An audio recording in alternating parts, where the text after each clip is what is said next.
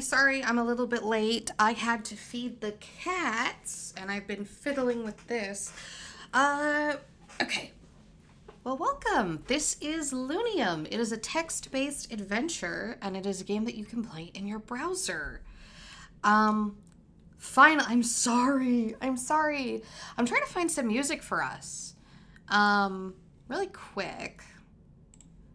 I kept trying to find some soft horror music and whatnot that I could potentially play that wouldn't get me copyright struck, but having some problems there. So I'm gonna go to White Bat Audio because he is typically my go-to for that.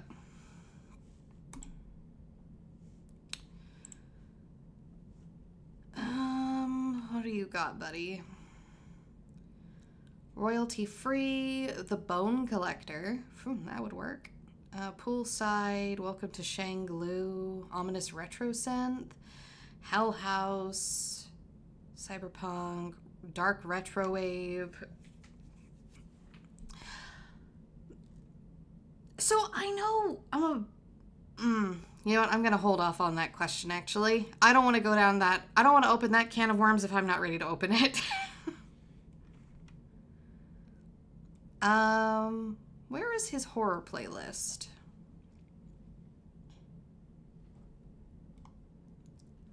Oh, Sriracha, you trying to leave?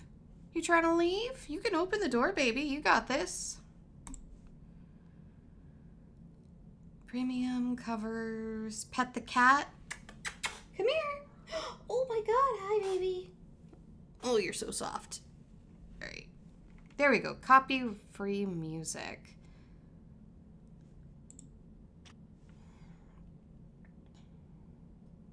I was hoping for like a bigger playlist, but I take what I can get.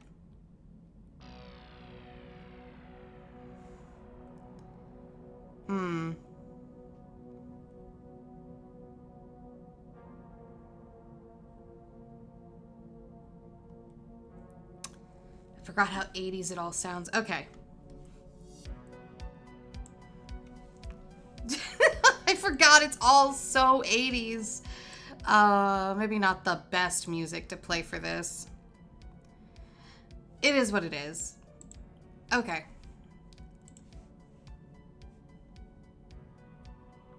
Let's take a look here.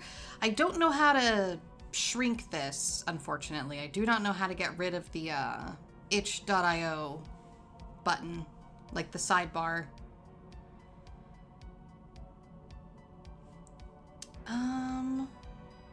How do I make something full screen again? Was it F11? It was, okay. And can I get rid of this?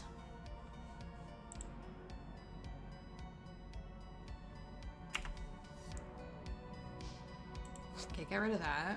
Hit F11 again.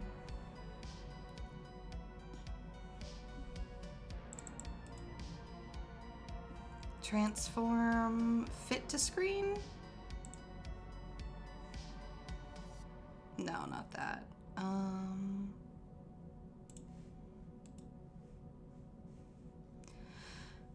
Oh my god. Sorry, everybody. It's been one of those days, you know?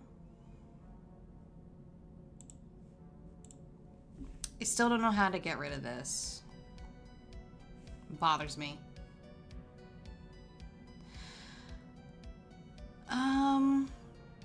Alright. It is what it is.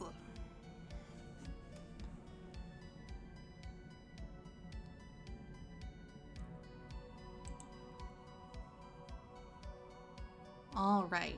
You awake with a start. Where are you? Open your eyes. Your head feels groggy and your thoughts are confused. Your vision is blurry and clouded. You can just about... Okay, this music is not hitting. I'm sorry. Oh my god.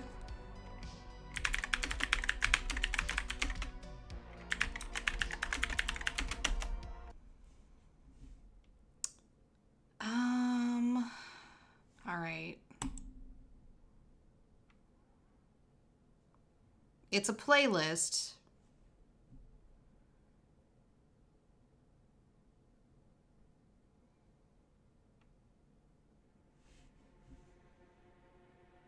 All right.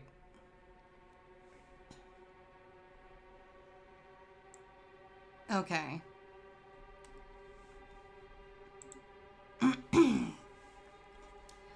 Your head feels groggy and your thoughts are confused. Your vision is blurry and clouded. You can just make out a single light source in front of you, but the rest is darkness. There is a dull thud in your head. Had you been drinking? You try and remember the events that led up to this moment, but come up with nothing. You try and stand, and it's only then that you realize, with a sudden stab of pain, that your right arm is locked in place. I am once again going off the screen. It's just a day of technical problems. At least your left arm seems to be free. You attempt to shift your weight and ease the pressure on your right hand as cold metal bites into your skin. Tracing it up to the source, you discover that you're chained to the wall by a thick iron manacle. Look around.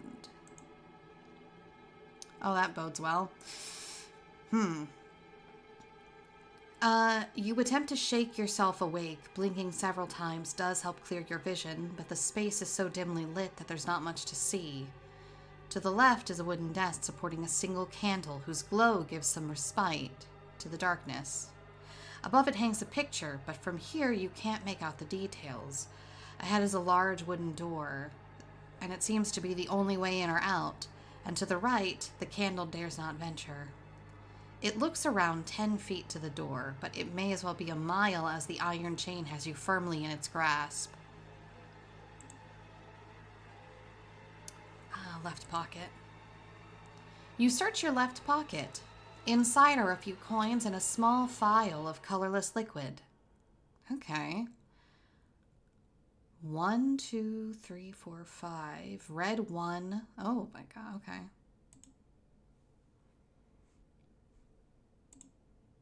Search your right pocket.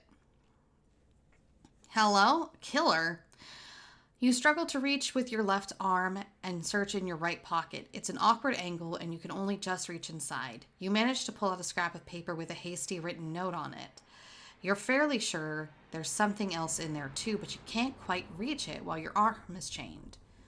The killer will strike again tomorrow. I must stop them. I've narrowed down the list of suspects, but time is running out. Oh, shit. I'm really concerned about the door. I know that we're chained up right now, and that's a problem. But that's a type of lock that only locks from the side that you're on. So did we try and keep something out?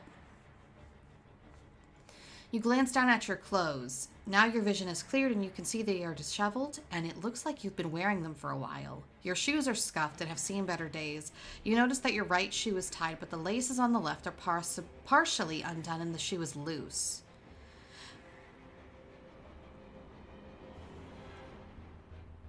And I don't have that sidebar. You're on your own. Ah, shit. Don't say that. Hold on. If I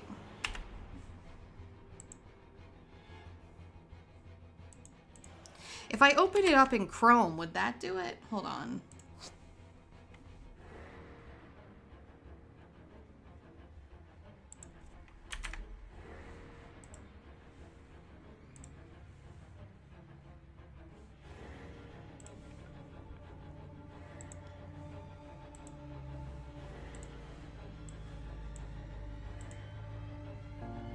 Oh, end of the line. No, say it isn't so. Oh, I wonder if it's because I have it in a playlist. I wonder if it's because I have it in a collection.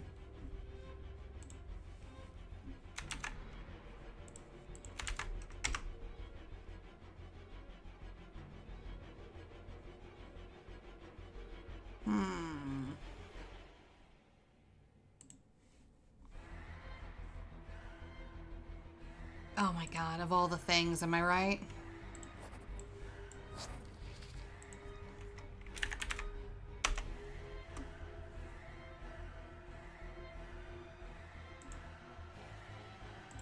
Okay, my library. My games to play. Lunium.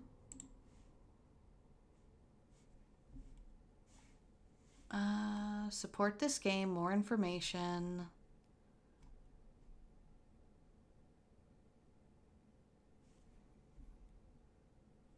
Run game. Oh, come on. How do I get rid of that goddamn bar?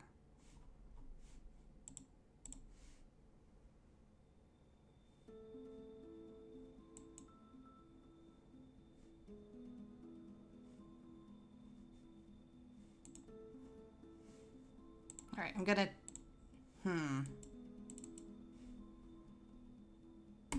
View all by Radiosity. And then hit... Ah, there we go. Okay. I figured it out. It was really weird. I had to, like, go to Radiosity and then... Yeah. Oh, there's music. Hold on.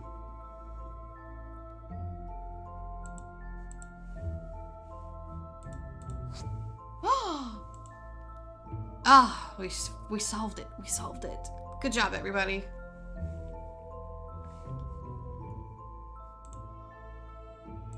All right, we're going to run through this really quick. Left pocket, we have coins and a file. Right pocket, we have a little note. Look around, search elsewhere. Look at your clothes. Attempt to remove our shoe. You try and pull your foot from your shoe, and with a bit of wriggling, it finally comes off. With your arm chained and the angle you're sitting, it's just out of reach, but you can kick it towards you with your right foot. As you do, there's a glint of something that falls to the ground. You have to twist over to reach it, your arms straining painfully against the chain, and then the music stopped, I noticed. Oh my god, whatever. Your fingers grasp hold of the object, and you retrieve a small silver key. You turn the key in your hand, admiring the fine craftsmanship, and add it to your item. Lunium. You can view your items using the side menu. Okay. Try to free your arm. Lunium. Hell yeah.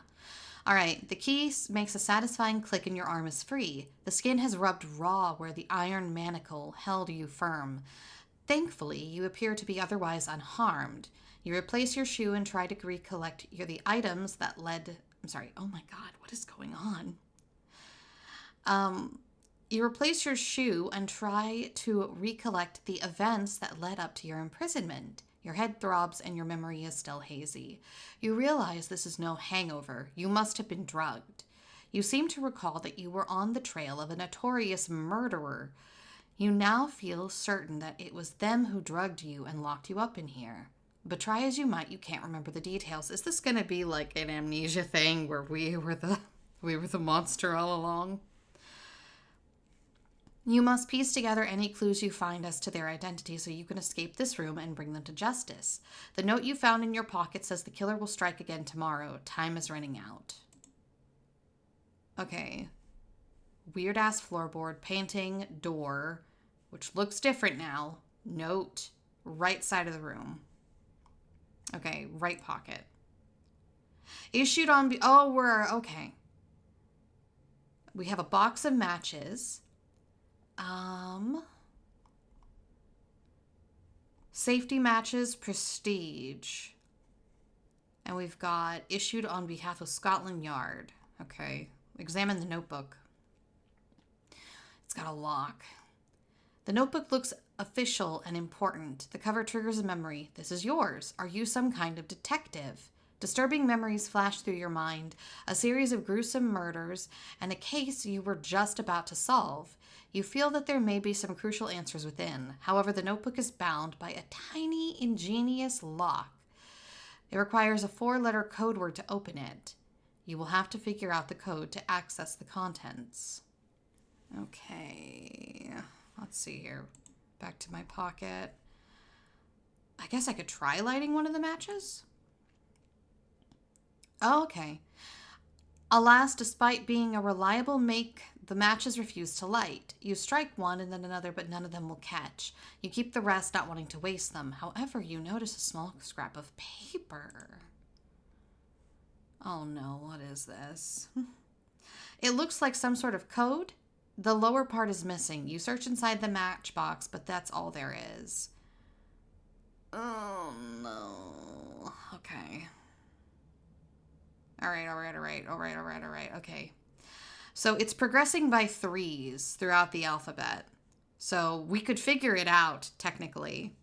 1A, 4. Yeah, it just progresses by 3. That's super easy. We can literally figure it out if we want. All right. Look at the wall you were chained to. You move to the wall that you were chained to. You can see the iron chain is securely fixed. There would have been no way to dislodge it. It's very lucky you found the key. Almost suspicious that you found the key. On the wall beside the chain, you notice some scratches, but it's too dark to see what they might be. All right. The desk on the right side of the room. Ooh, fancy. On this side of the room sits a wooden desk. A single candle burns in an ornate bronze candlestick holder and casts its warm but meager light over the area. Beside it on the table, there's a metal box of some sort of small scrap of paper. Hanging on the wall above them is a gloomy oil painting. In a gilt-edge frame. Under the desk are 2 locked drawers, each with a small gemstone just set below the lock. Okay, examine the scrap of paper. The door and the lock, the painting and the desk, the photos and the safe, and the chain. Interesting. Examine the metal box. On the desk is a strange clockwork device. Could it be some kind of mechanical calendar? On top of it, there are 2 dials. Perhaps setting them to the right numbers will operate it. You try tuning them to see if anything happens, but it seems you'll need to set them both correctly to make it work. Click on the numbers below and set the left and right dial, then hit try to operate the calendar. Interesting. Okay, what could this be connected to?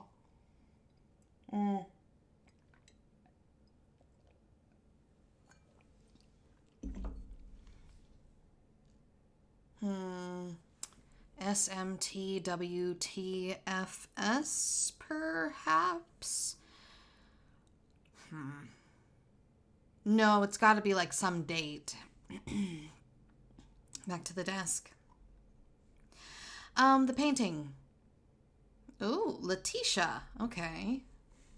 Is there any part I can touch? No?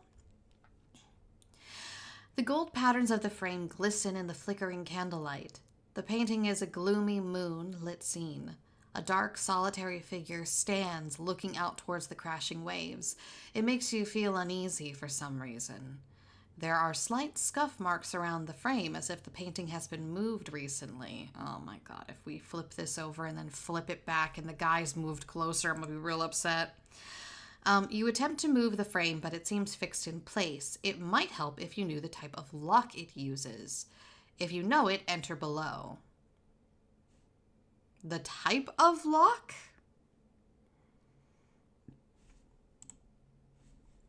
Scrap of paper. Official looking notebook.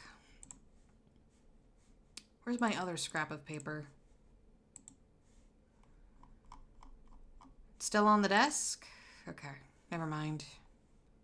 To the room, to the desk, to the small scrap of paper on the desk, the door and the lock, the desk and the painting, the photos and the safe, the key, the chain. Okay. The painting.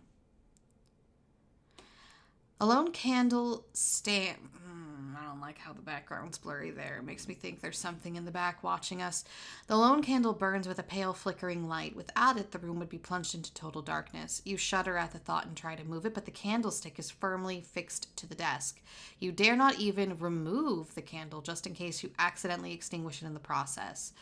You notice a few spent matches scattered around the base, presumably used to light the candle in the first place. Hold something to the candle. Oh, we could burn a piece of paper, perhaps. But it would burn so quickly that it'd be kind of pointless, wouldn't it?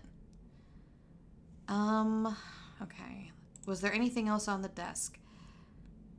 Okay, yes. Examine the left-hand drawer. As you suspect the drawer is locked tightly, you need a key that fits the particular lock. Oh, invisible ink could work. You're right. Hold on, let me, look at the right one. Okay, to the desk. All right, to the candle. And what were our items? A scrap of paper. I think that was the official one with the killer. Yeah, a scrap of paper. So hold something to the candle flame. Not sure how that will help you. Well, you know, Spatch thought it might work, okay? A scrap of paper with some letters and numbers.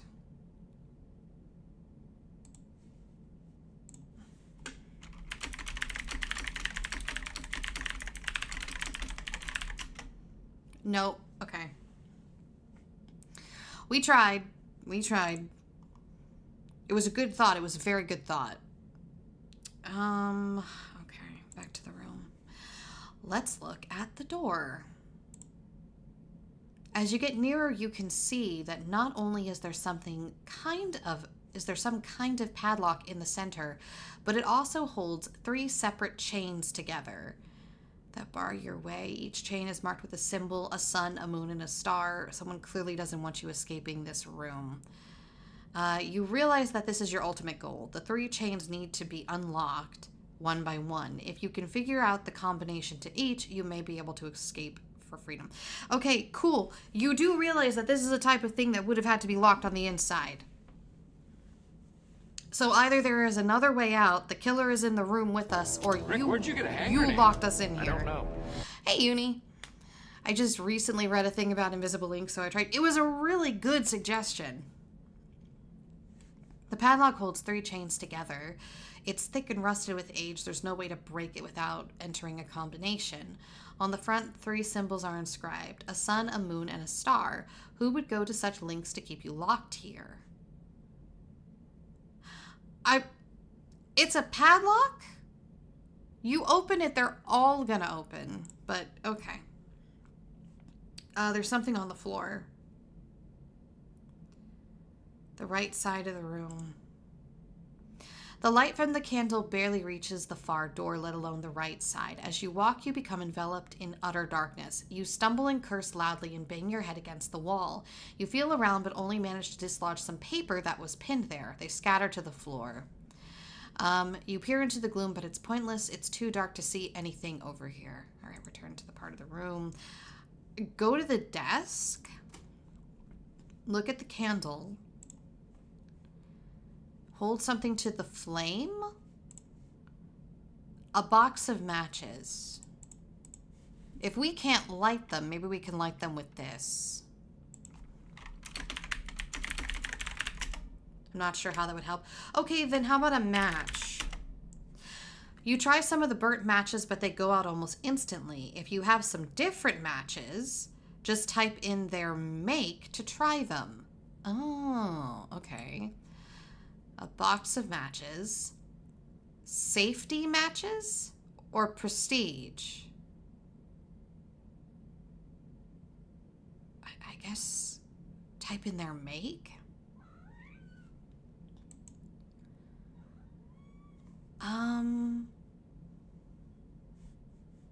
I guess safety matches. Let's try that.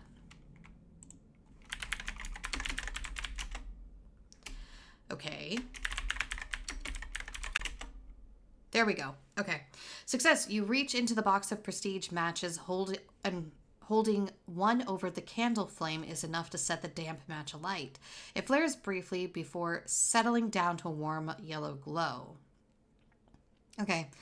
Turning, you see the room is now a little more illuminated than it was before, and you feel your mood start to lift. However, the match is short-lived and will not burn for long. The status of the match is shown in the side menu. The match burns brightly. All right. We're going to check out the chain. Okay. You move to the wall where you were chained. With the match still lit in your hand, you can now clearly see something scrawled, like the scratches of a lunatic on the wall near the chain. Perhaps it was written by whoever chained you there, surely the ravings of a madman. Her fading gaze cast its waning gibbous light out into the darkness. It pierces the night and stirs my blood. She turns her eyes now on me. With her waxing crescent smile, she knows I am lost. Okay, gibbous. She turns her eyes now on me. That would probably be a full moon. And then a waxing crescent. So gibbous, full moon, waxing crescent. It could also be maybe a new moon. The match is almost extinguished. That's fine. We'll make another one. Desk. That's fine. That's fine. That's fine. Light another match. Oh, that's nice. You can just do that. The right side of the room. This Sir Colin Lincoln, the schemer, the prime suspects. You have managed to bring light to the darkness. The flickering light from the match is just enough to pierce the gloom. In front of you, there is a single photo pinned to the wall. It looks like there were originally 2 others, but they've since been knocked off and are now jumbled on the floor. Oh, I see. So if we hadn't done that... This sparks a memory. This was part of your investigation. You stare at the mess of photos below you, trying to remember who the main suspect might be, but there are too many to choose from. Nearby, set into the wall, is a small, solid-looking safe. Look at the mess of photos on the floor. Oh my god, we really fucked up by knocking all these over, didn't we? Oh, but these are numbers? Is everything an increase of 3? No. 16 isn't. 13 is. 12, no. This sparks a memory. This was part of your investigation. You stare at the mess of photos below, trying to remember who the main suspect might be, but there are too many to choose from. Let's see here. Nearby, set into the walls, a small-looking safe. The schemer, the prime suspects. So I've got 1, 2, and 3. Oh my god. You consider carrying them up, but you don't really want to disturb the order they're in. You're not sure you could carry them all anyways. You decide to leave them where they fell. Okay. The safe looks old and battered, but sturdy and well made. You're certain there is only one way to open it, will be to crack the combination. It requires a 6-digit number lock in order to unlock. If you know it, enter. Okay, so there are 3 photos. Each one potentially has 2 numbers.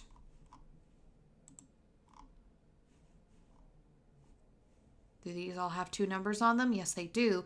So we have the poisoner and the politician. And we have the schemer. They all have 2 numbers, which means that likely if we put them up here, we'll get a 6-digit number. Okay. Examine the safe. No. Okay, to the room. All right. There's something on the floor there, but maybe it's just a photo that we knocked over. The desk, the right side of the room, the wall you were chained to, the door at the far end. Okay, the desk. All right. Few items. A small file of colorless liquid, a few coins. 1, 2, 3, 4, 5. I'm sorry. 1, 2, 3, 4, and 7. A scrap of paper with some numbers on it.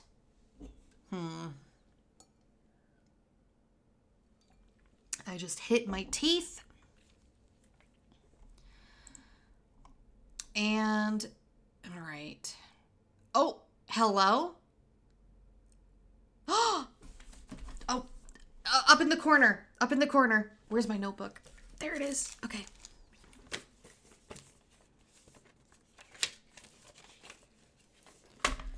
$55, $43, $37, and 1. Okay. 43, 37, 1. Okay. Well, we know that 1 is A. 37 is M. That's actually on the paper. That's awesome. Okay, the next two.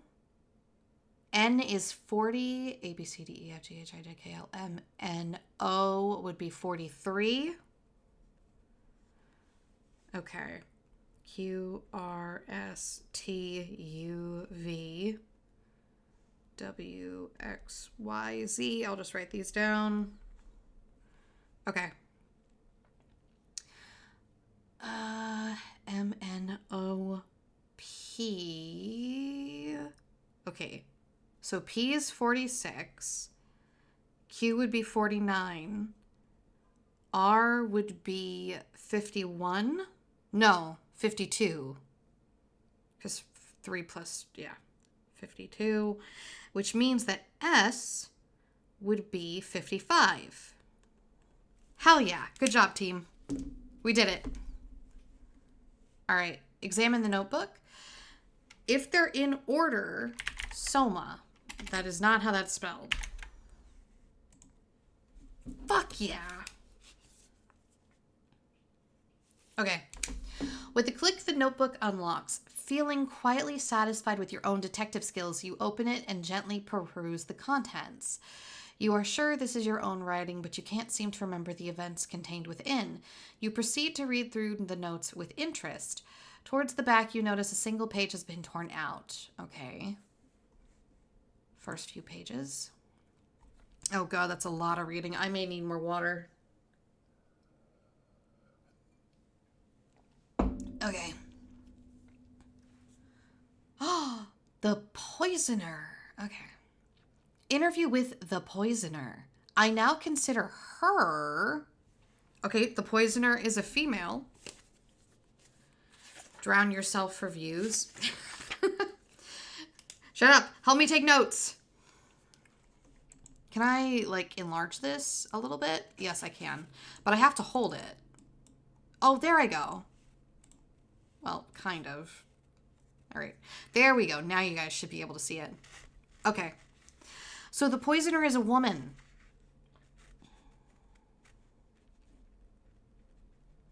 You guys taking notes with me? Okay, so the poisoner. Interview with the poisoner. I now consider her to be my second prime suspect. Several witnesses place her at the scene of both crimes. Happenstance? I think not. She has the means, but I am yet to determine the motive. She simply stares at me like she knows some terrible secret that she will not share.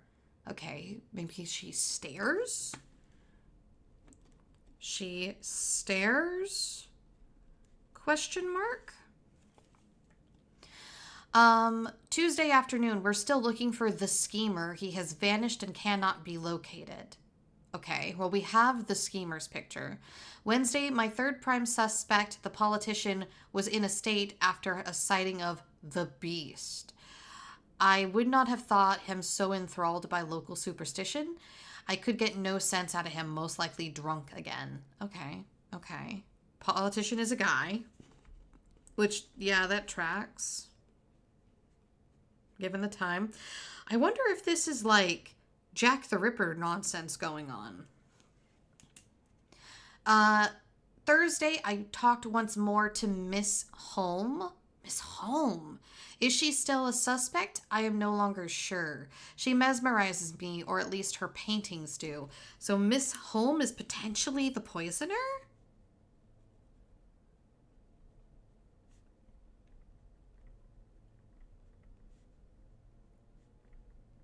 Poisoner, question mark, other suspect? My handwriting is terrible. Question mark? Okay. The politician, drunk, superstitious.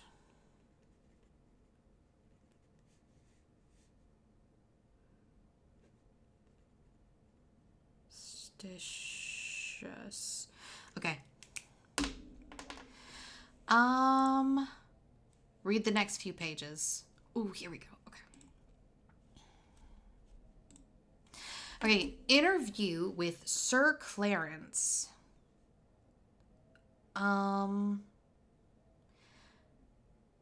Sir Clarence Synth, the inventor. Oh, that's a new party. We have an inventor now?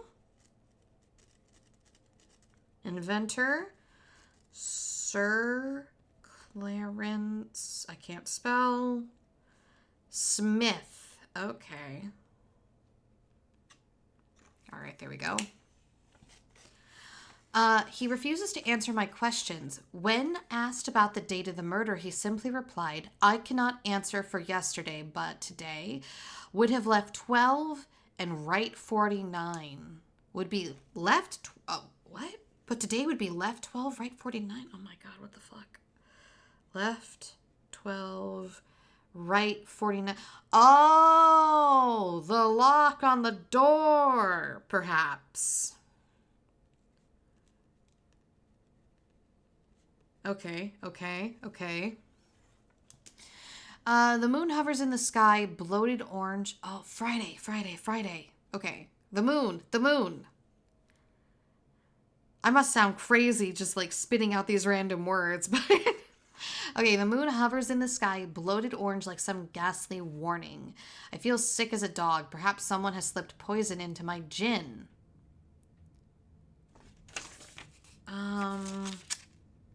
Okay, not Miss Holm. Friday evening, we don't have a date for that, but the moon was bloated like an orange. You do sound crazy, but I'm semi-used to that. Oh, good. Tuesday, another murder. Mrs. Florence Jennifer was found brutally disfigured by her husband, David. He has now been taken into questioning. Wednesday, a note left for me in familiar handwriting states that the murder will strike again upon the next full moon. Lunatic predictions or blatant taunts from the killer. According to the Webster's Lunar Almanac, the next moon is on Friday. Oh shit, okay. So today is Thursday then, because the killer strikes tomorrow? Okay.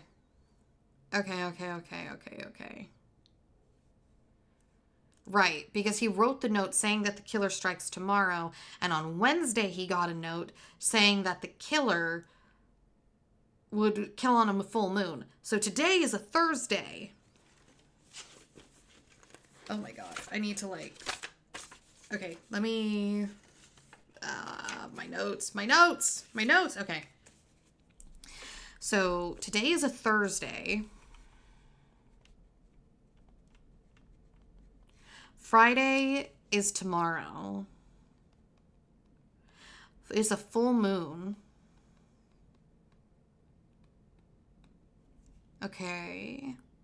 The moon hovers in the sky, bloated orange like some sort of ghastly warning. I feel sick like a dog. Okay, oh my god. Am I going to have to look up moon cycles? Hold on. Hold on. Cycles over the moon. There we go. Okay, so a full moon. Waning is after it passes, and waxing is being full. Okay. So, if it's like a bloated orange, it was probably a waxing gibbous.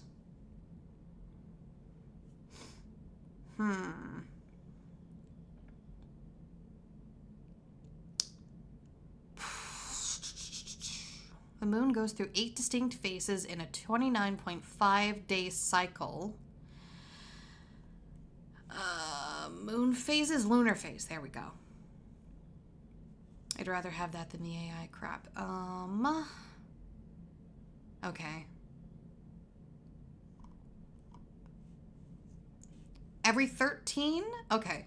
The term waxing is used to describe the intermediate phase when the moon's apparent shape is thickening from new to full, and waning is when it's thinning. The duration from full moon to new moon varies from approximately 13 days to about 15 days. Okay. And there are 8 phases. So, if we broke that down by 8, oh god, I have to do math. Hold on, I need a calculator.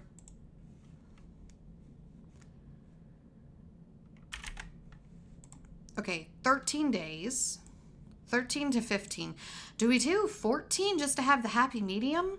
So if we did 14 days and we divided it by 8, that means that basically every 2 days would be a new phase of the moon because it's 1.75. So if we round up, it's about 2 days.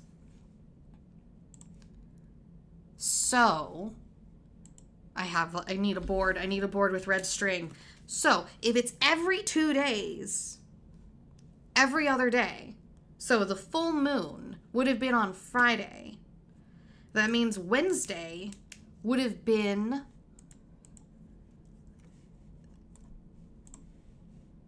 the waxing gibbous.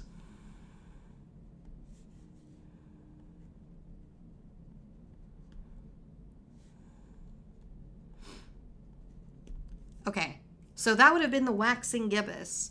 And then a small key falls from the pages.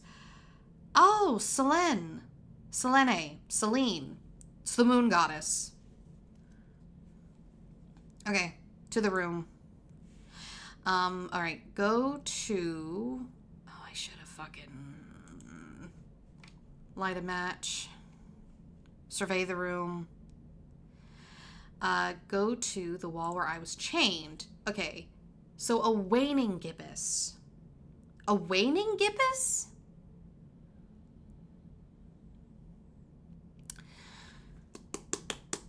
Oh, waning. So that's after the full moon, though. So that would be like 2 days after the full moon, so that would be on a Sunday.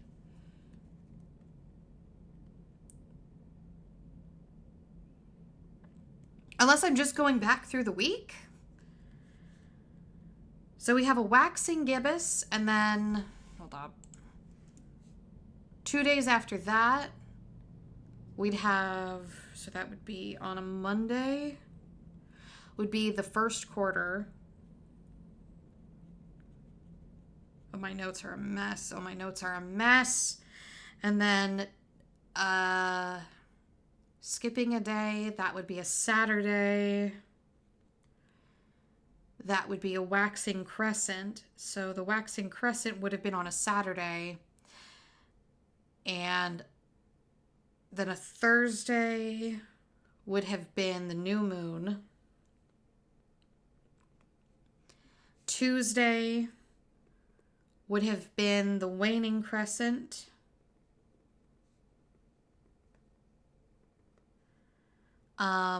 Let's see here, what else? Tuesday would have been a waning crescent.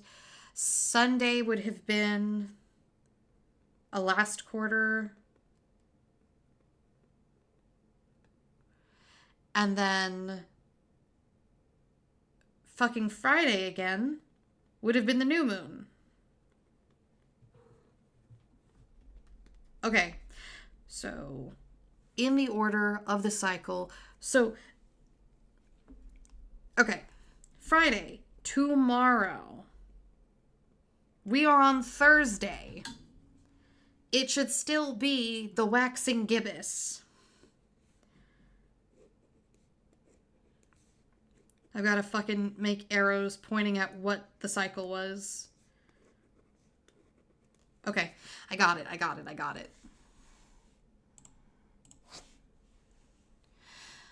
Okay, so the ones that are said in there are the waning gibbous.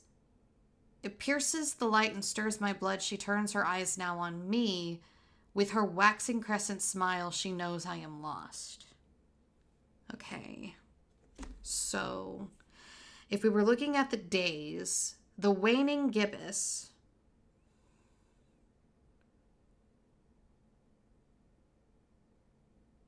Wait, where's the waning gibbous? Waxing new moon.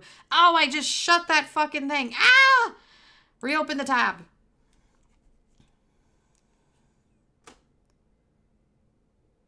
Okay.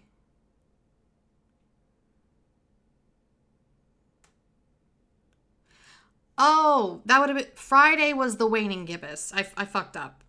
It's fine. It's fine. We're fine.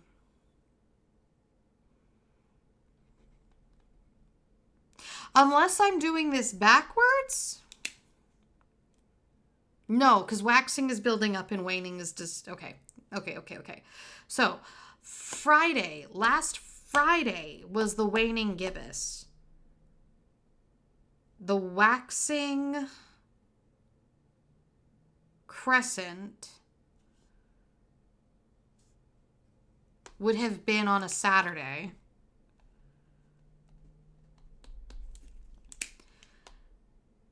And I guess, well, if it's talking about the previous full moon, it would have been 2 days before the waning gibbous, which would have been a Wednesday.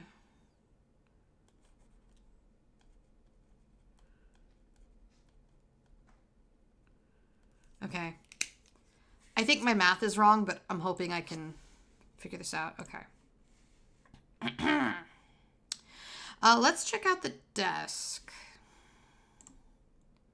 Okay, we have the key.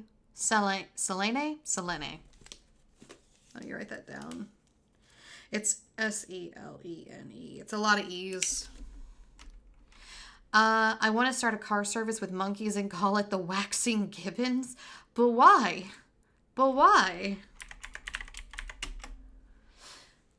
Oh, shit. Here we go. Oh, they're locked. Okay, the key jams in the lock. You try again, and this time you feel something give inside the mechanism. There is a loud click, and with another pull, the drawer is finally open. Inside the drawer, you find 3 case files. The schemer, the painter, and the polyp. The painter? I thought we were talking about the poisoner. Hold on. Who's the painter?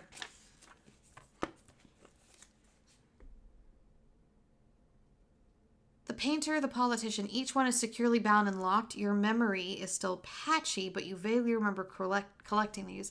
View item. Notebook. That does say the poisoner. Okay. I guess open the painter. This is a new file. Oh, frick me. Was it Mrs. Holm?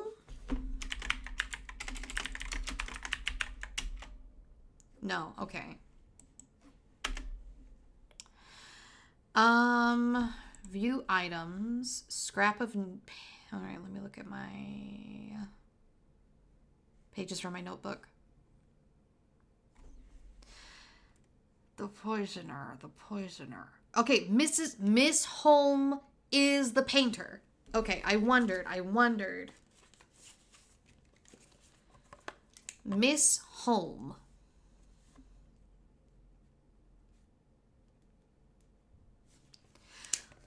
At least her paintings do. Mrs. Florence Jennifer was found brutally disfigured by her husband, David. Okay, I wonder if it will accept Miss Holm.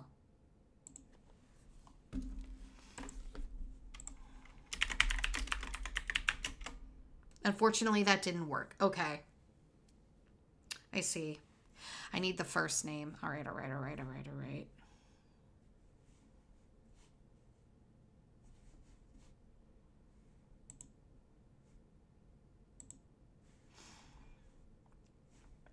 View items, are they in my... No, they're not.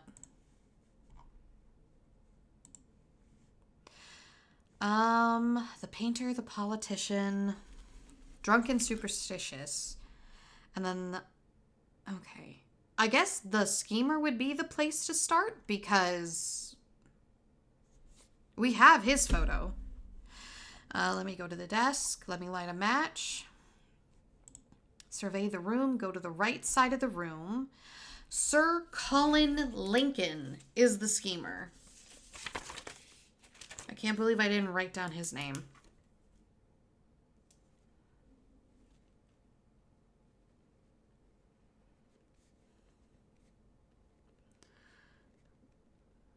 Sir Colin Lincoln. Never have me take notes for an actual case. This is terrible handwriting.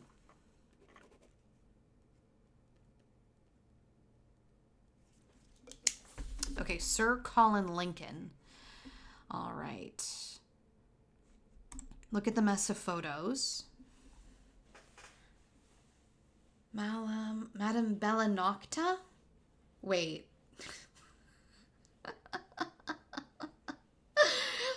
Bella Nocta. You don't say. All right. Feel like there's a joke there, but Arthur Patterson, Miss E. Stratham, Mr. Avery Brentford, tonics and tinctures. Oh, hold on. Oh, 16 is the poisoner. Okay. Mr. and Mrs. Jennifer. Well, it's not them because Mrs. Jennifer is dead. And the other one has no mention of a wife. So it would probably be either Arthur Patterson, Mr. Avery Brentford, or Sir... Nope, that's the inventor. Okay. So then it's got to be Mr. Avery Brentford or Arthur Patterson. Or Sir Jeremy... I have to turn my head. Sir Jeremy Dovain, OBE. I don't know what that means. Maury, you're in front of the camera. All right. Okay, so our options for the politician are Arthur Patterson, Mr. Avery Brentford,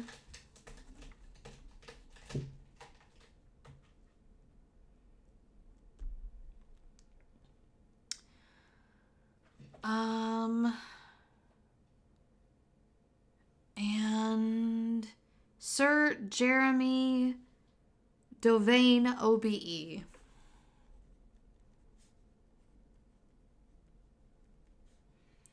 How do I spell that? Dovainobe.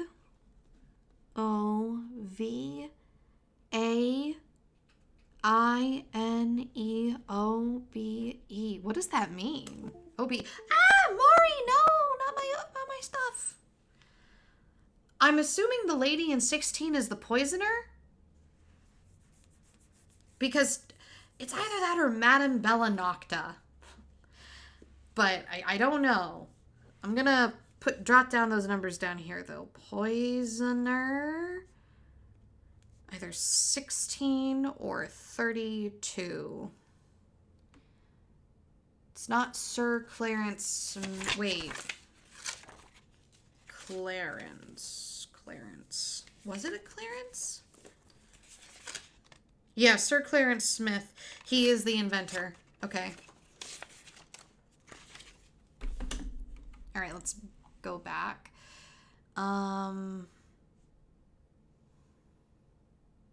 There's no 49. No, nothing like that. Back to room. Back to the desk. Back to that one. Okay. I didn't see anything about the painter. Miss Home is the painter.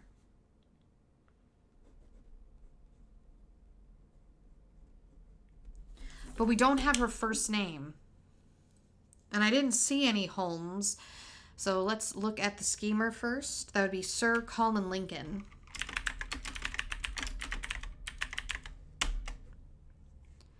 You almost tear the file open, but you think better. What? If you... Oh, their first name. Colin. My bad. Okay, here we go. It'd help if I could fucking read. Okay. Sir Colin Lincoln has extensive ties with both government officials and celebrity alike, and he offers his influence to the highest bidder. Whilst not a violent man, he is exceedingly ambitious, and it is said that there is nothing he would not do to get ahead. He has formed an alliance of sort with Mr. Avery Brentford. Okay, that was one of the suspects of the potential politician. Let me move that down here. Allies with schemer. Okay. Purely for his political connections. All right. Yet again, your patient sleuthing has been rewarded. The case file has been unlocked. You open the case file inside and find a photo of Sir... Yeah. Oh, okay. So it definitely is Avery because he has political connections.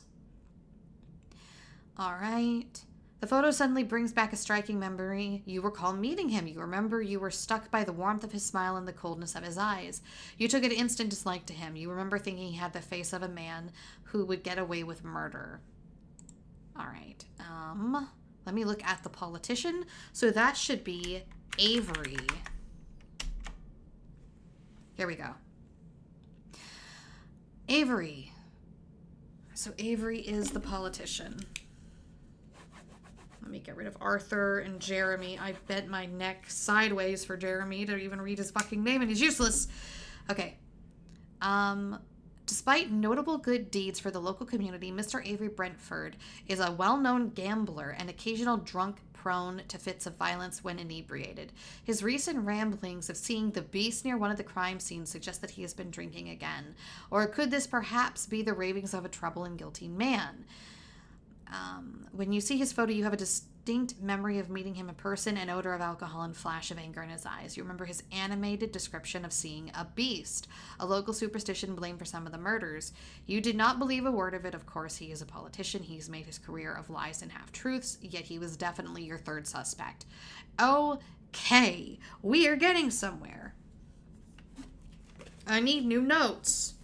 So, schemer. That was 8. Colin. I need his number. And then we have the politician.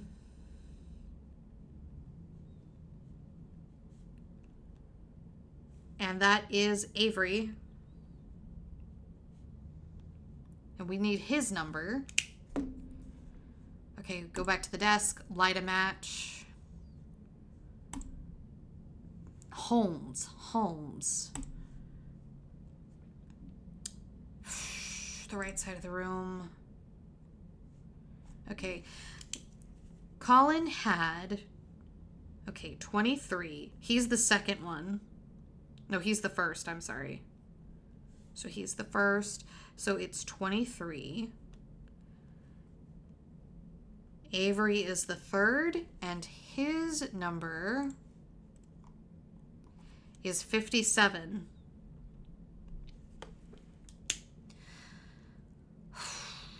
Mr. and Mrs. 83, Bella Nocta, tinctures. I need Mrs. Holmes' name. Mrs. E. Stratham, Mrs. Kate Mundus, Madame Bella Nocta. Tonic and tinctures. Mr. and Mrs. Jennifer. No Holmes, though. Not a single Holmes. Notebook. Okay. I talked once more to Miss Holm. Is she still a suspect? I am no longer sure. She mesmerizes me, or at least her paintings do. Would it just be her last name, by chance? Holm? Sir Clarence Synth, Bloated Blue Moon. Okay. Return. Back to room. Look at the desk. Look at the drawer. Look at the painter. The painter's first name. I don't know. There's a painting. Levitica.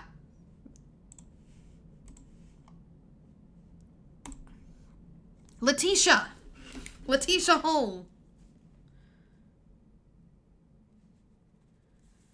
I need to put her down here. She is not the poisoner. She is not a part of the code, but her name is Letitia Holm. Okay. Letitia. Okay, back to the desk. Back to the drawer. Back to the file. Yes! I'm so fucking... Let's go! Miss Letitia Holm, the painter. Suspect? Question mark. Miss Holm is a known associate of the schemer. Oh, I wondered, Madame Bellanocta. Several of the victims were seen near her gallery prior to the deaths. She was recently seen entering the private residence of Madame Bellanocta, possibly to make use of her poisons. Although she recently knows more she is letting on, I find it hard to believe she could be capable of murder. You took an educated guess and it paid off. I did not. Her name's on the painting. So it was Miss Holm who created the picture that hangs above you. You open the case file. Inside is a photo of Miss Letitia Holm and some case notes. You also find a torn page, perhaps taken from her diary. Seeing her face, you now recall interviewing her. But did you rule her out of your inquiries?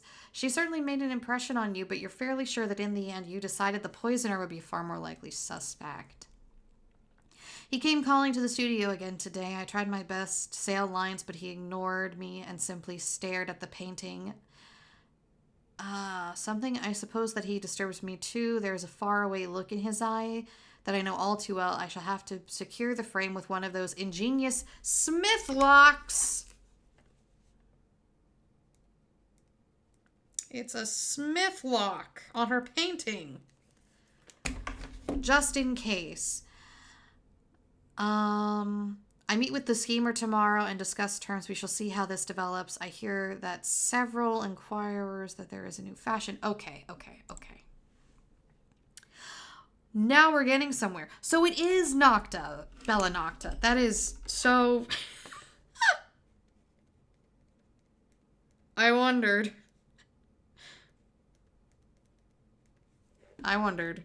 Okay, and she's the second one.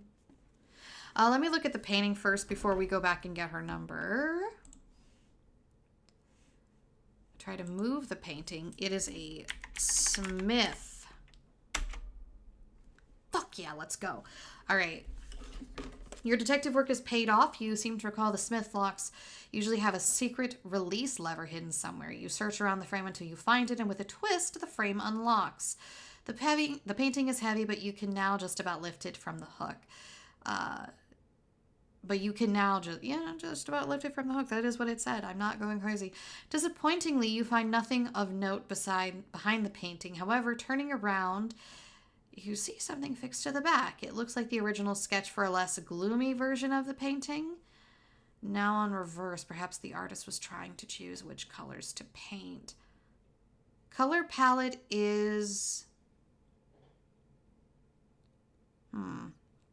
Oh, wait, no. Color palette in order of preferred. Oh, God. Color palette. I need a mirror. If I took a photo of that with my camera, I wonder if it would show me it. Shut up. I don't. Shut the fuck up. Shut the fuck up. Shut the fuck up. Okay, so if I turn it to selfie mode, and I briefly see my hideous face, and then I take a photo of it, and if I take a photo of it, oh my fucking God,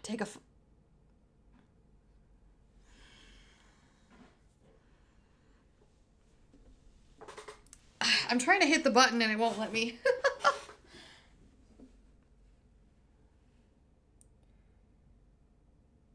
Oh my God, I think it's gonna work. Yeah, okay, here we go. It worked! I took a photo of it with my phone and it reversed it, just like that mirror trick. Color palette in order of preference from left to right. Hell yeah. Okay, so it would be gray, red, brown, not blue, and green.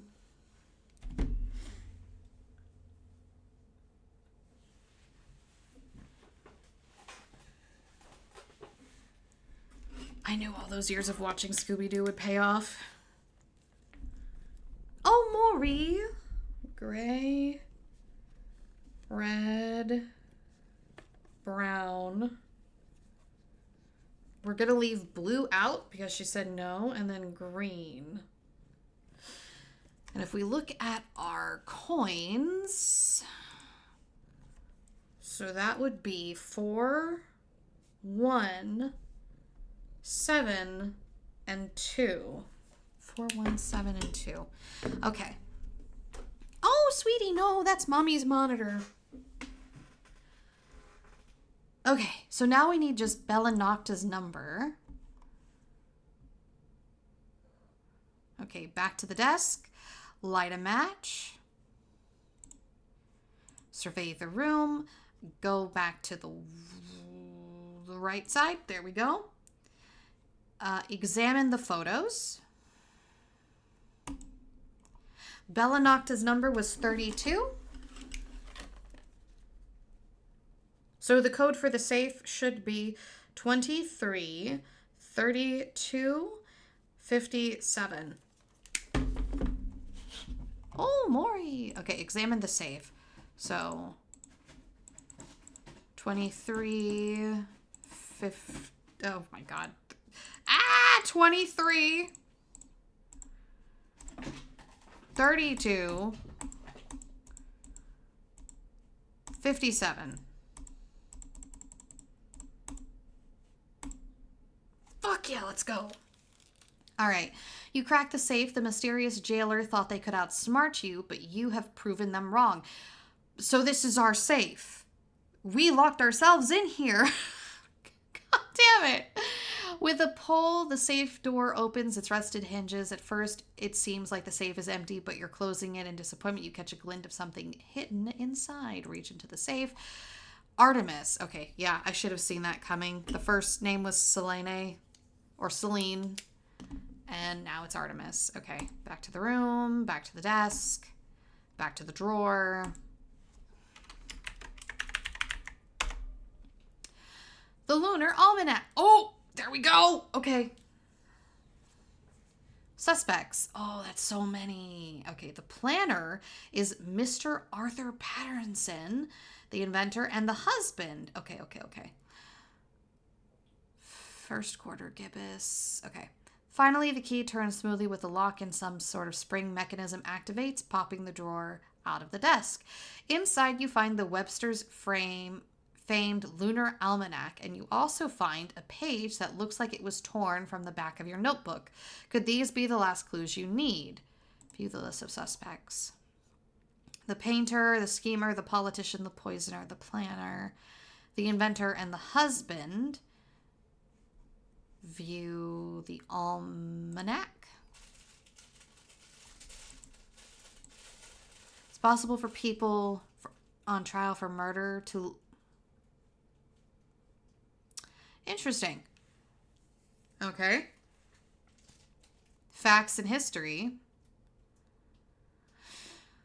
All right, the full moon. It's possible for people... the new moon. It's possible for people on trial for murder to request a lighter sentence on grounds of lunacy if the crime occurred under a full moon. In Greek mythology, Selene is the goddess of the moon, and she drives her moon chariot across the heavens.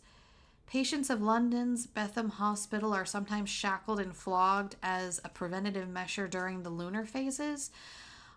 One who is seized with terror and fright and madness during the night is being visited by the goddess of the moon, says Hippocrates. January's full moon is named after the howling of hungry wolves lamenting the scarcity of food midwinter. Artemis is the Greek goddess of the hunt and wilderness, wild animals, and the moon. Besides killing game, she also protects it. The moon has been associated with the insane behavior, fits of violence, and of course, legends of werewolves. There is a defined relationship between the psyche and the soma, i.e., the body, distinct from the soul and mind. Lunacy and lunatic come from the Roman goddess of the moon, Luna, who was said to ride her silver chariot across the night sky. I'm beginning to think we're the killer. There's just so much at it. Okay, back to the desk. Scrap of paper, the door, the lock. Okay. Examine the metal box. On the top of the desk is a strange clockwork device. Could be some kind of mechanical calendar. On top of it are 2 dials, perhaps setting them.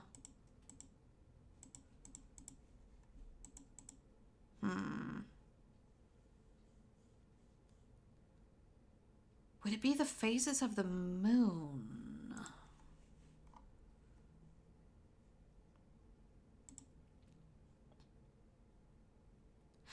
Oh, hold on. Would it be the colors? 4172?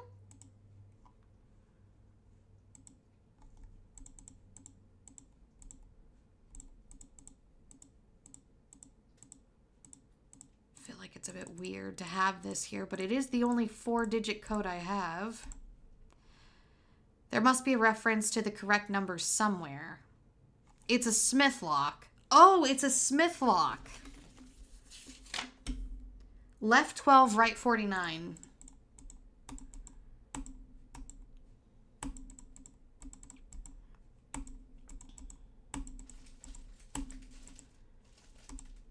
Yeah, baby, let's go.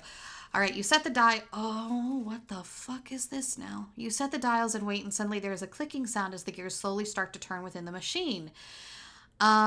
Confetti, as a clown, how do you feel about the monkeys in your circus? They're not my monkeys. It's not my circus. Those are somebody else's responsibility. You experience a moment of excitement as you watch the paper inside start to flip over one by one until they finally come into rest. As they do so, a small metal ring swiftly moves across the fascia, eventually coming to a stop over one of the numbers.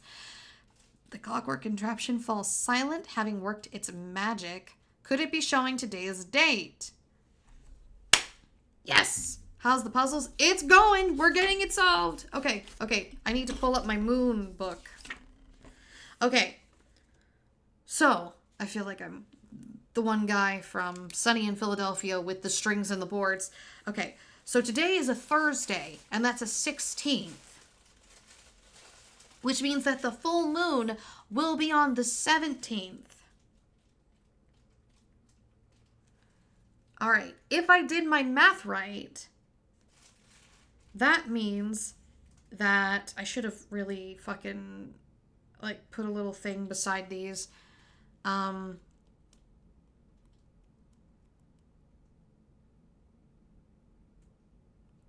was the waning gibbous. So it was the waning gibbous and the waxing crescent? Okay. So, last Friday would be the 10th.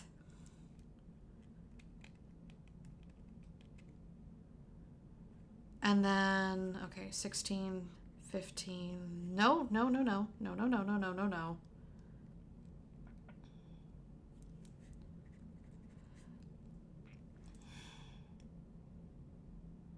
Waxing gibbet. Okay. Because we're in the interim stage because it's like every 2 days because it takes roughly like 1.75 days for a new phase of the moon. So, last Friday. No, 2 Fridays ago. Because it's this Friday, which is tomorrow, then Thursday. Wednesday would have been the 15th. Monday would have been the 13th. Saturday would have been the 4th.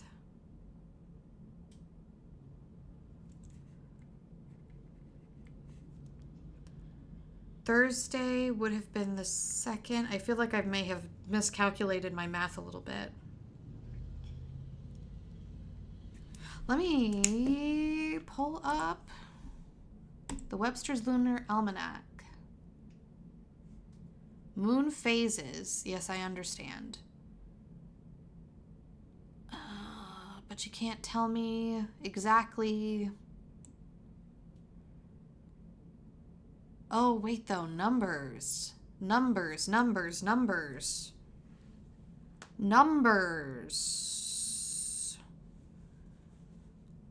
Could these be numbers?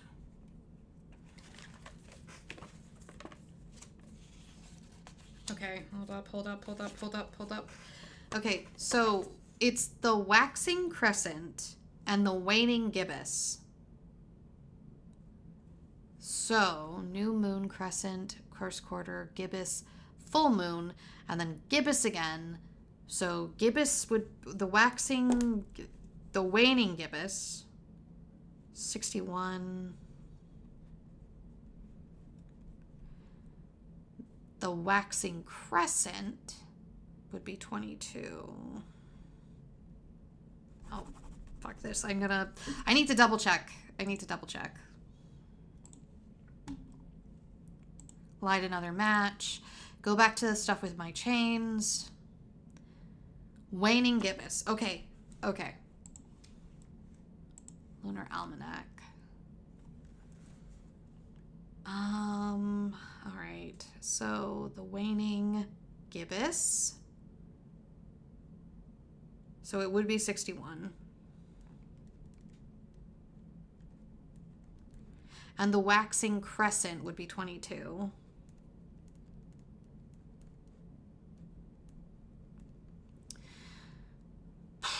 So is it trying to tell me the order of the numbers? It must be. I'm going to assume that these are just by days and not done in real time, because that would be calculating for more than I think could be possible. So if we return and we go to the desk.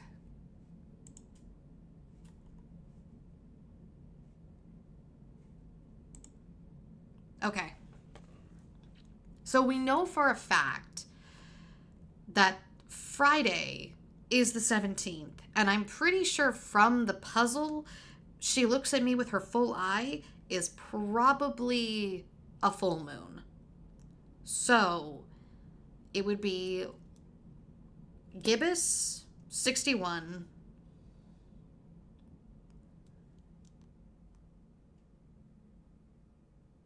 Is that right? Is that right? Is it in the order of... Is it the number of the figures or is it the number on the calendar? Okay, let me do both. Let me look at both. So we have the Webster's Lunar Almanac. So full would be 17. So if we looked at it in the order of the poem and we went by the number of the figures, it would be 61, 17, and then 22. But if we went by the calendar and we're looking at like where everything is, so then it would be, wait, was it actually 17 again on both of them?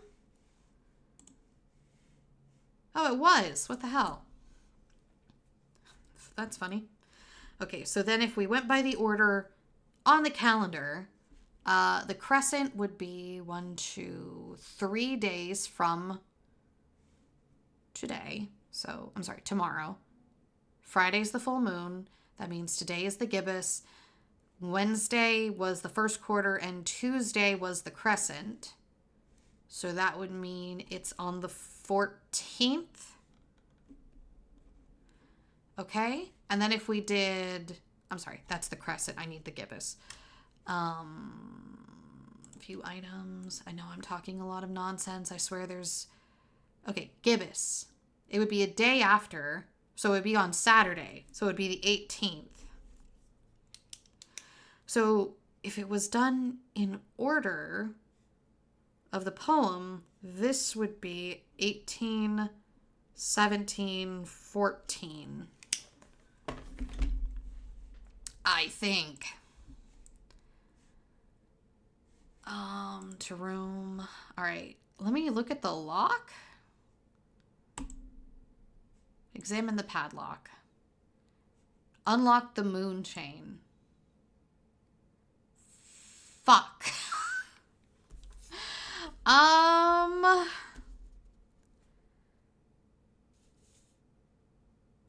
Oh, this was not what I thought it would be. Do I add them up? It's a 4-digit code? Shit.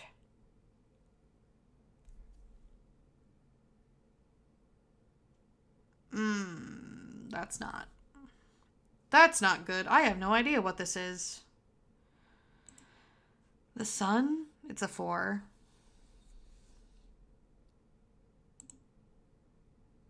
The star. Oh! I'm dumb. I'm fucking stupid. Back to the desk. Look at the painting. Flip it over. There's a sun. So, for this one, where is it? Where is it? Where did I put the notes for the painter?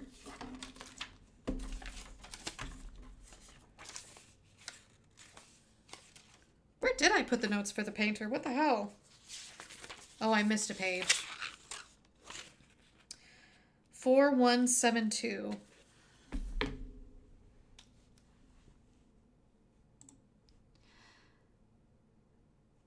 It was that easy. It was that easy. Examine the padlock. Enter the sun. 4, 1, 7. Can I just type? Nope. Okay. 2. Yes. Okay. You've unlocked the sun chain. A sigh of relief. Freedom is now a little bit closer. You feel like a battle of wits against whoever has chained you up in here. Could this be some sort of twisted game to them, perhaps? The tables are finally turning. I need to go see if the chicken is thawing out. 1 second. My bad. 1 moment.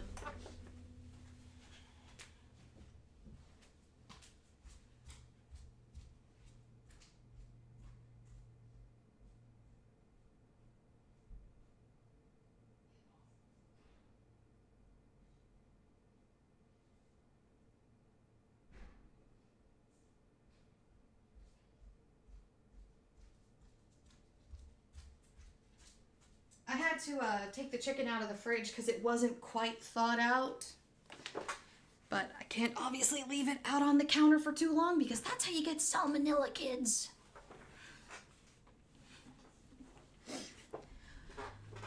Okay. Where is the moon? I know where the star is. The star is this box. If we look at the desk and then we look at the metal box, there are little stars around the side of it. And also right here. But what would it be?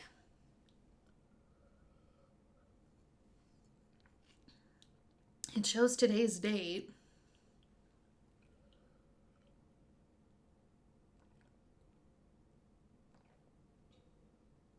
Ugh. Maybe it's just the month and the day. So that would be what? 11/16? That was not what I wanted to do. To the door. The star. 11/16? Nope. That was not it.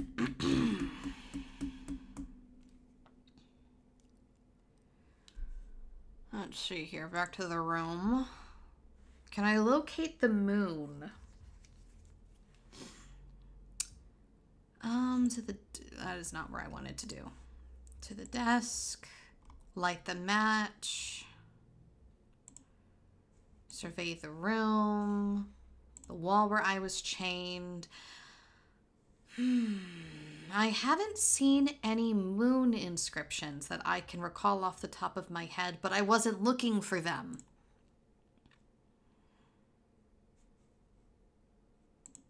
So, let's see here. Did I have a moon inscription on any of my items? That's Bella Nocta's stuff. That's her insignia. Why do I have a vial of stuff from her? Wednesday, no moon thing yet. Painter's diary. Nope. The lunar, oh, here we go. There it is. Okay. So it needs to be a 4-digit code. Would it just be the gibbous and the waxing crescent? 6122? Because I technically don't really... I mean, I took a guess that the eyes upon me was the full moon, but it doesn't technically say that it's a full moon. So it could just be 6122. We definitely locked ourselves in here. Why would we do this to ourselves unless we were the killer? The desk on the left-hand side. I want the door. 6122.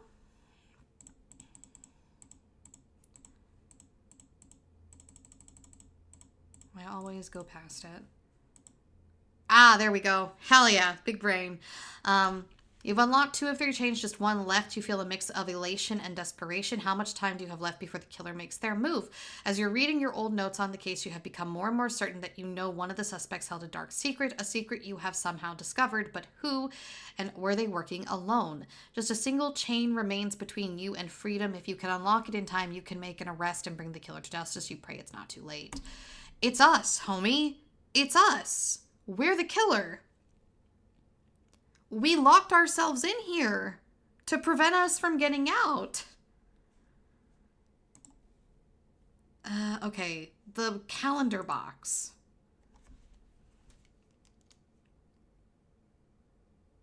Oh, wait. The full moon is on a Friday. Would it be 11/17 instead?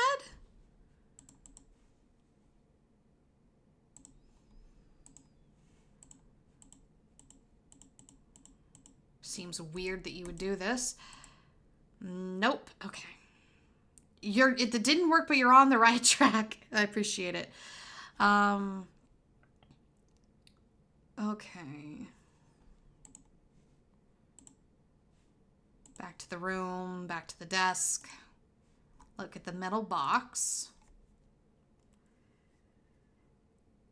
Huh.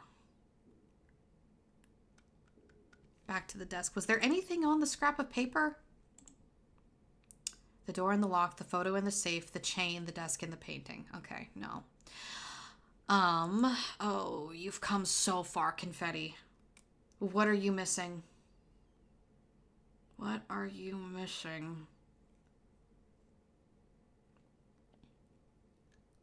It shows today's date. Okay, it's not the moons. It's gotta... Would it be reversed? Would it be day then month? Because it is Europe, I'm assuming. Because this is Scotland Yard. Yeah, it's Scotland Yard, so it would be Europe. And I think typically they do day, month, year. Chains and lock. So would it be 1711?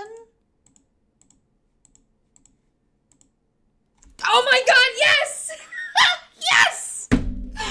With a loud clunk, the padlock snaps open. The 3 chains it held together fall to the ground. That's it. You're finally free. In this battle of wits between you and your mysterious opponent, you have come out the victor.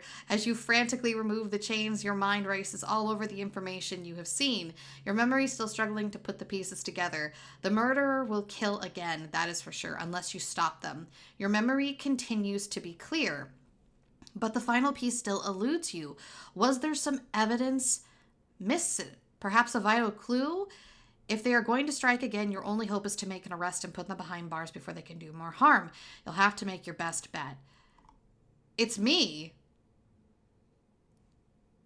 You'll be able to review your choice before making an arrest. Okay. Homeboy, it's me. View items. The ornate silver key, the scrap of paper, the vial of phosphorus liquid.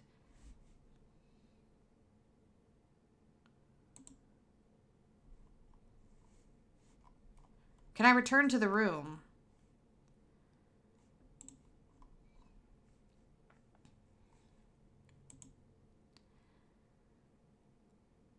involved, recalling a visit to her gallery on numerous occasions, although you're not sure if it's taken more gloomy painting. As your memory slowly starts returning, you remember speaking with her. She was perhaps a little cold and aloof, but also terrified, like a rabbit caught in a snare. You remember a grisly spectacle of the victims, the blood, the fear in their eyes. Well, she hardly seems capable. Do you proceed to arrest them? The schemer. With a sense of him being one of the prime suspects, somehow he seemed to be involved in every shady deal and political scandal, wielding power behind the scenes without ever having the finger pointed at him. As your memory slowly returns, you recall meeting with him, both charming and arrogant. He was annoyed at you beyond measure. He annoyed you beyond measure, but was he capable of murder?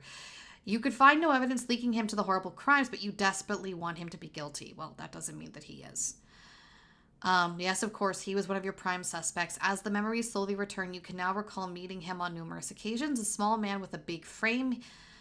He was bumbling enough when sober and had a nasty side when drunk, but it was his ravings about the beast that surprised you the most. He did not think the sort of person who would believe in local superstition. You remember the look on his face. Whether an imagined story or not, he looked genuinely terrified. The poisoner. Although whether she truly dealt in poisons was hard to say, strange concoctions, potions, and sleeping draughts, certainly, but she was the person people turned to if traditional medicine could not help them. Had people died taking her potions? Probably, but was she a murderer? As your memories slowly return, you recall meeting her. Her eyes cold, her face betrayed not a single emotion, but she certainly knew something, so she must be guilty, or she knows who is.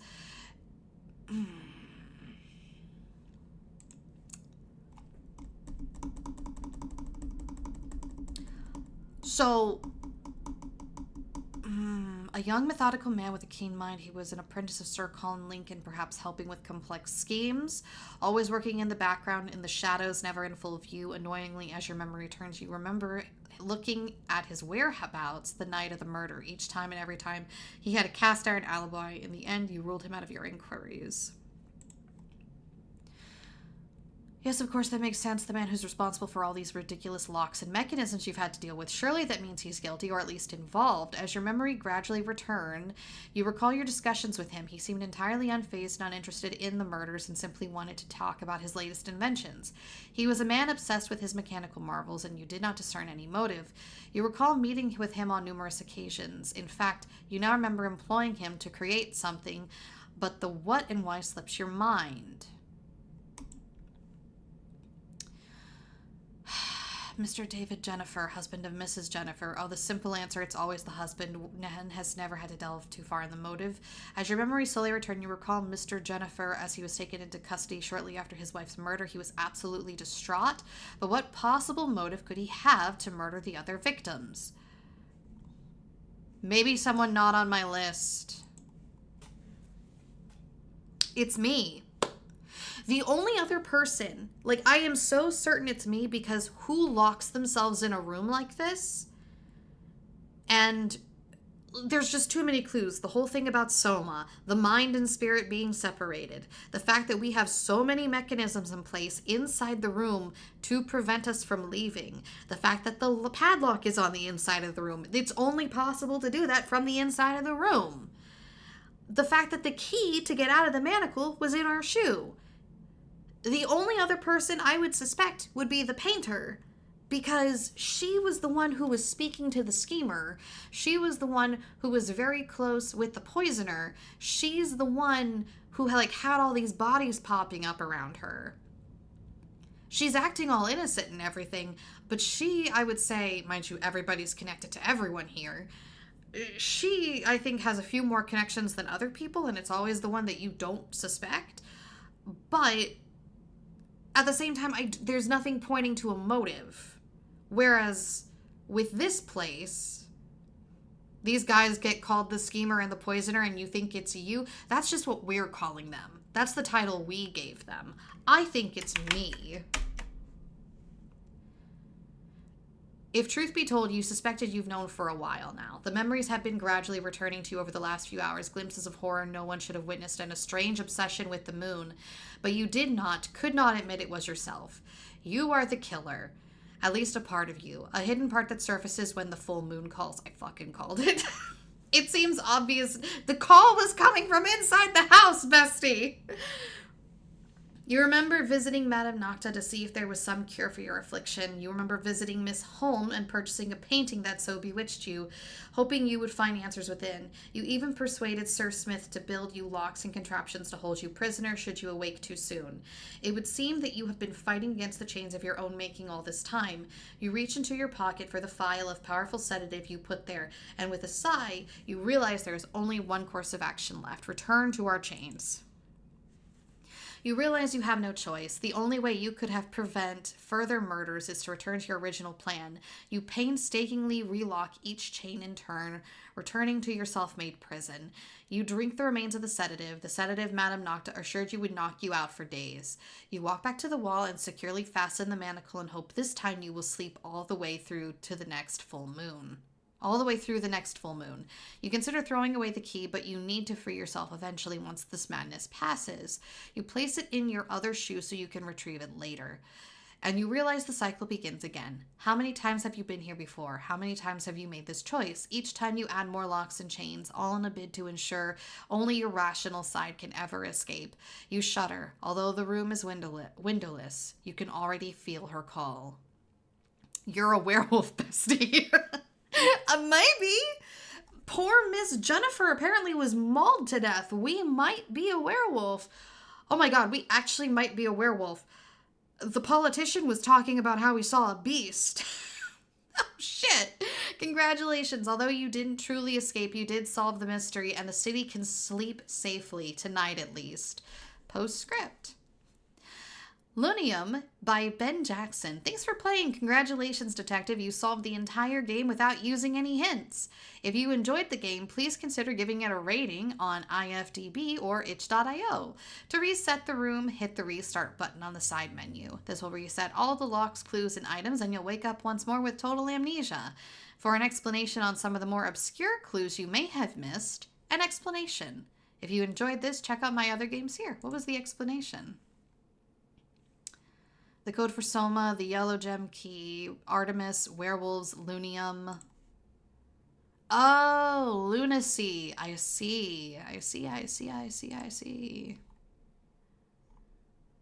Okay. Yeah. One of the last clues you find in the game is the Webster's Lunar Almanac. While none of the very small text on the right-hand side is necessary to solve some of the puzzles, it might help explain what's going on. Keen Eye players may have picked up on several hints here. Right. And then, of course, Soma, Selene, Artemis, blah, blah, blah, blah, blah. That was really good. Sorry that it took me so long to get through it. Technical difficulties abound, but that was really fun. If you like it, I would highly check out recommending his page. I think I'm probably going to do that if the writing holds through. This seems like it could be a lot of fun to check out the other games. All right, well, thank you all so much for hanging out with me. I need to go work on art and cook some food, so I will see you all in the next one. Take care, everybody. Bye-bye.